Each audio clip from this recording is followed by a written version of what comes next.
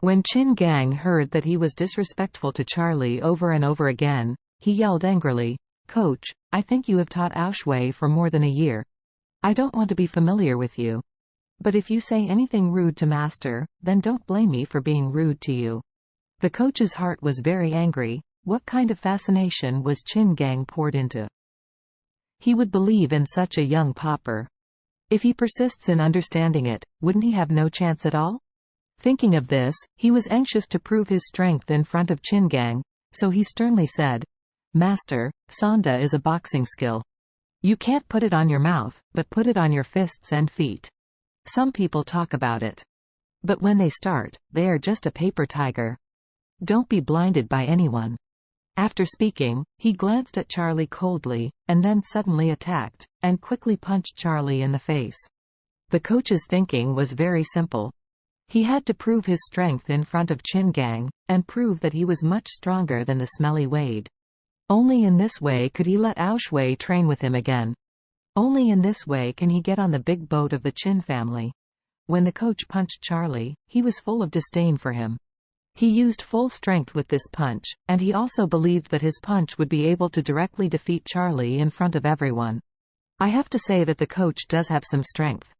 After all, he has won the National Sanda Championship, and the average person is really not his opponent. His punch was quick and hard, and even Aoshui, who had also practiced Sanda for many years, did not respond, let alone Chin Gang and Steven. However, the speed at which the coach is proud of, in Charlie's eyes, is like slow motion, without threat. Moreover, he really didn't have much strength in this punch in his opinion. Even if he stood still and sturdy enough to give him a punch, he couldn't hurt him with that punch. However, even if there is no threat to him, it is absolutely impossible for this kind of DCK to hit Charlie. Therefore, when the coach was about to hit his door with a punch, he suddenly raised his fist to meet the opponent's fist and smashed it. Charlie's punch was as fast as a cannonball out of the chamber, and the coach couldn't react to it at all. Just when the coach thought he could kill Charlie with a single blow, he suddenly felt that his right fist was hit by an iron punch, and with a thud, there was severe pain and the sound of broken bones. In front of Charlie's fist, his fist was not even squeezed, and after a crit, the entire fist was completely destroyed.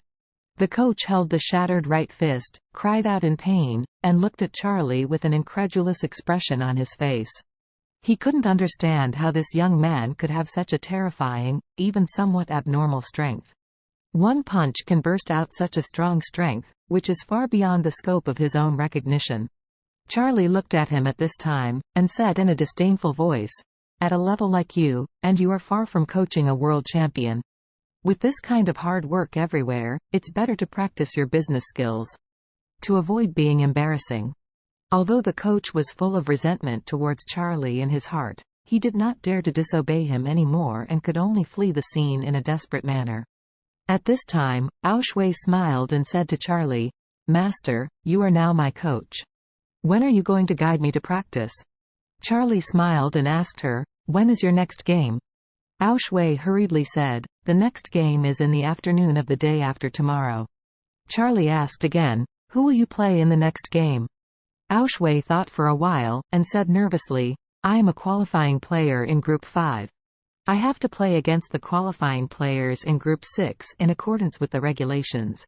The number 3 seeded player in this game is in Group 6, so it is going to be the next game with her." Charlie asked, "Who is the number 3 seed player?" Aoshui said hurriedly, "The number 3 seeded player is Joanna from Brazil."